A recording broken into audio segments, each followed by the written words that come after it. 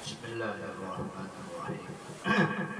Alhamdulillahirabbil alamin. Wassallallahu ala sayyidil mursalin wa ala alihi at-tahirin wa sahbihi ajma'in. Qala al-musannif rahimahullah wa nafa'ana bi ulumihi wa amalihi fid darin. Tungkol doon sa mga mabhum ng khitab, yung dalawang lumipas na yung tinatawag na mabhum muwafaqa at saka yung tinatawag na lahdul khitab yung dalawa na yun na halos walang khilaf ng mga ulama na nagagamit yan, nagamit pang dalil. Dito lang sila nakhilaf sa dalilul khitab kasi ang jumhur ng mga ulama gumagamit ng dalilul khitab mabhum mukhalafa, samantala sa mga Hanafi na hindi sila gumagamit ng mafhum mukhalafa. Mafhum mukhalafa yan. Walang mafhum mukhalafa sa kanila. Kasi sinasabi nila na ang mafhum mukhalafa na tinagtagan yung nas. Kumbaga na tinagtagan yung pagkakasabi na hindi nasabi. Gitu yung titiran. Sabi niya dito, faslun. Wathalithu dalilul khitab. Ang ikatlo ay tinatawag na dalilul khitab o kaya isang natawagan sa kanya na mafhum al-mukhalafa. Dalilul khitab o kaya mafhum al-mukhalafa.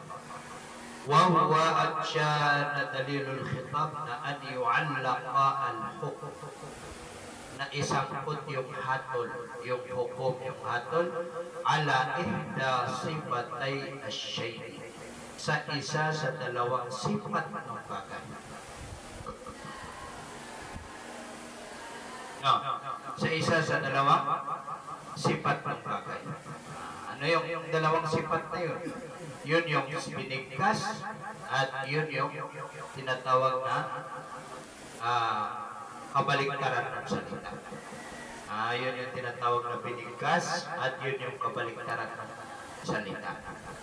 Halimbawa, kain, ang kabaliktaran niya hindi kumain. Hindi kabaliktaran. Hindi dua timan. Yun ang dalawang sifat ng isang bagay. Yun ang dalawang sifat ng isang bagay. Kung gano'n na fayadullu, na magsasaad siya na ta'lik.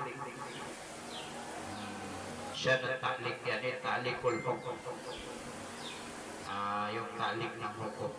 Ala anna ma'adaha, sa katotohanan ang bagay, adaha, na maiba siya na bagay, sa kanya na isa.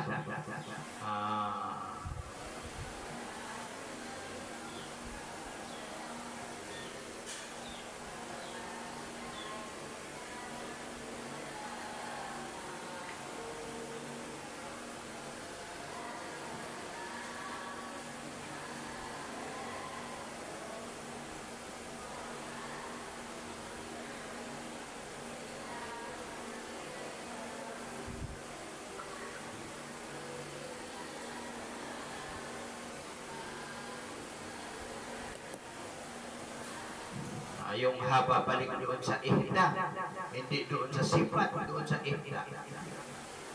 Babalik doon sa ihda. Fayadullu, na magsasaad ala anna ma'adaha, na katotohanan ang bagay na salungat siya na bagay, sa kanya na isa doon sa dalawang sifat, bikhilafi, no magsasaad sa kasalungat niya, bikhilafi ma, sa kasalungat ng bagay niya.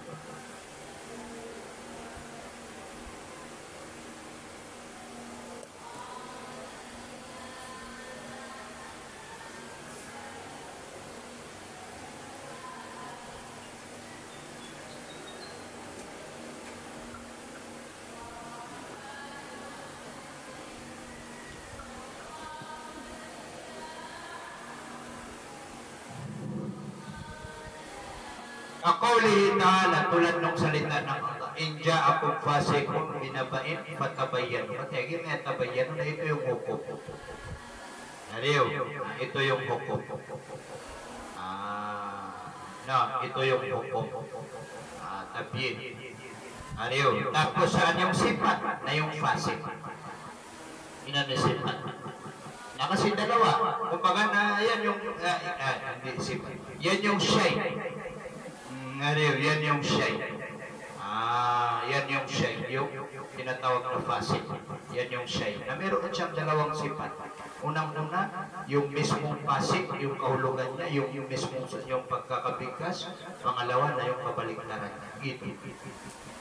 Ano nito? Fayadullo na nagsasaad siya na at-ta'liq ala annahu katotohanan al-hala wa syan in ja'a adlun, kung dumating ang adil, alam niyo, tabayan, hindi kailangan klaruhin. Kapag dumating sa inyo, kapag nagdala sa inyo ang isang taong fasik ng naba ng balita na patabayan, klaruhin muna ninyo. Ibig sabihin, kung ang dumating ay hindi fasik, ibig sabihin, adil ang dumating, tapat na tao, hindi na kailangan laruin. Hindi maprom yan. Yun ang tinatawag na maprom. Tingnan nyo man dito sa number 5, sabi niya, ay alaan na khabar al-adlil wahid, na yung salita, balita ng matinong tao na isang tao lang siya na mag-ulol tanggap yung malubihin na pwedeng ipang-amal. Kung yung malubihin pwedeng ipang-amal. So, kapag pag dumating na yung balita ng tao, kung yung nagdala ng balita na matino naman, tanggap na yun, makbul. Yaman ito, ay isa pang halimbawa wa kaqawlihi sallallahu alaihi wasallam, at isa pa tulad ng salita ng Nabi sallallahu alaihi wasallam, fi sa'imatil ghanam zakat. Yung zakat na yun ang hukum, hindi hukum. Nasaan yung shay? Itong sa'ima. Mas kala sa'ima. Na itong sa'ima na ito, ang kahulugan niya sa salita, na yung tinatawag na kumakain ng sarili. Ibig sabihin, naghahanap ng sarili niyang makakain. Ang trabaho mo lang sa hayop na ito, nabibitawan. Nagitima na sa'ima. Sa'ima. Yun yung naghahanap ng sariling pagkain. Tulad ng mga taga-bukid, nabibitawan nila yung mga hayop nila. Yun sa mga damuhan. Sariling pusa na, hindi katulad ng mga kambing dyan sa kambingan na dinadalhan pa ng damo na hindi yun sa'ima ang tawag doon. Ang tawag doon, ma'lufa. So yung sa'ima na isang shay, yan. So meron siyang dalawang sifat. Ano yung dalawang sifat niya? Yun yung kahulugan niya, yung sa'ima. Pangalawa, na yung kabaliktaran niya. Ano yung kabaliktaran niya? Yung pinapakain na tignan. Na ang tawag doon sa kabaliktaran niya na pinapakain. Na ma'lufa, yung pagtulog. Kung ganun kaya dullo na nagsaad siya na at pa'alik. Isangkot yung hukom ala sa annal ma'lufata na yung pinapakain na la zakat piha, walang zakat piha fil ma'lufa. Walang zakat yung ma'lufa. Sabi niya dito sa number 6, sawa kung kanat may ibilin o bakarin o ganun. Parehas kong untaman, bakaman o kaya kambing. Yaman ito. So yun yung kabaliktaran. So ibig sabihin, kapag yung hindi sa ima, hindi wajib ibigay ang zakat. Wa qala ammatu ashabi Abi Hanifah rahimahullah wa aktsarul mutakallimin, sinabi ng karamihan sa mga ashab ng Abu Hanifah at saka karamihan ng mga mutakallimin na la yadullu, hindi magsasaad. La yadullu, hindi magsasaad ang ta'liq na yun, yung isangkot yung hukom doon sa kabaliktaran.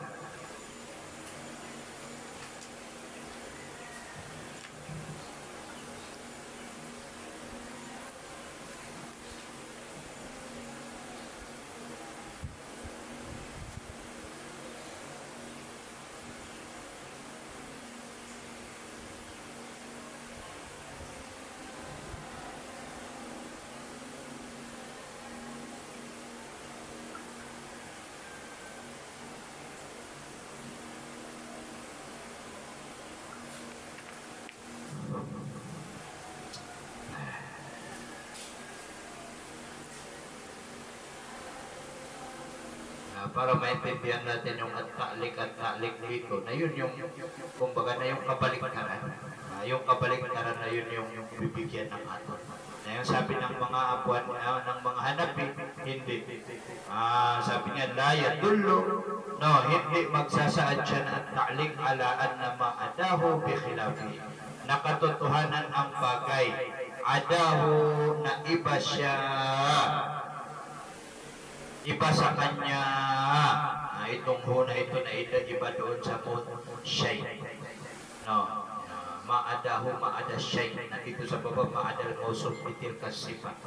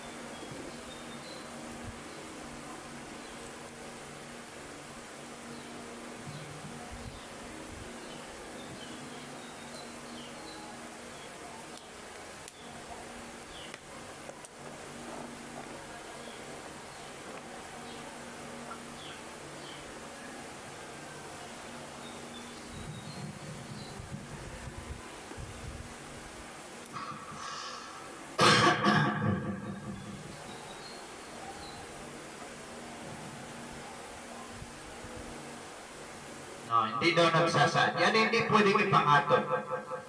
Alaan na ma'adahu na ang bagay na taliwas siya. Siya na ma'hu doon sa shay. Irodyo nyo doon sa shay. Irodyo nyo doon sa shay. Bikhilafihi hindi nagsasaad bikhilafihi sa salungat niya. Bikhilafihi ma. Hindi nagsasaad siya sa lungat niya, sa lungat nung bagay. Eripan doon sa huwa, shay, yung tama na shay. Doon sa shay, doon babalik sa shay.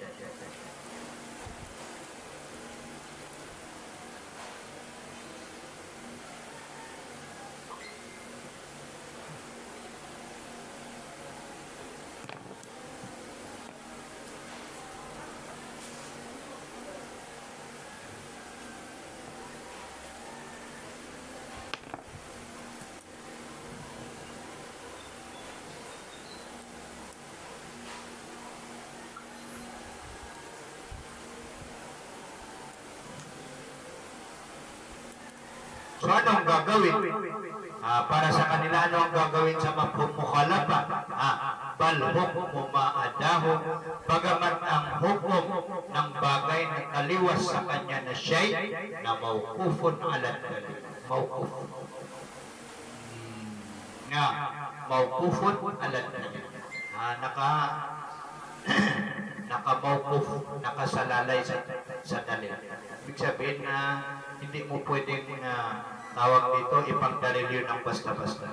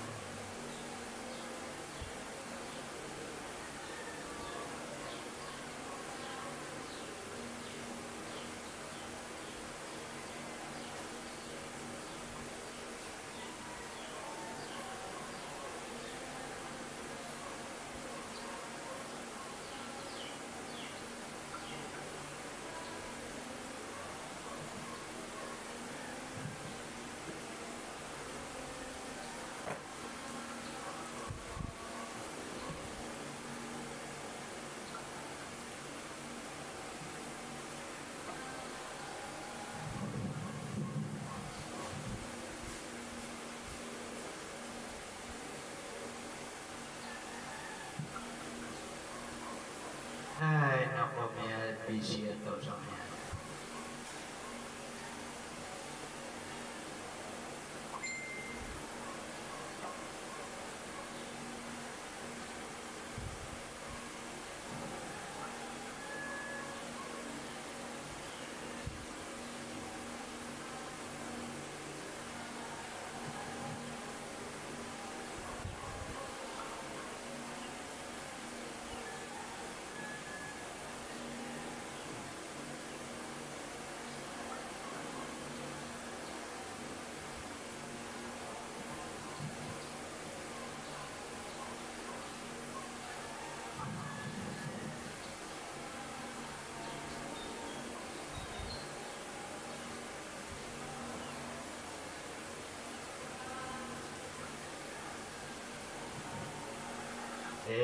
Umuwi ka muna doon, nandyan.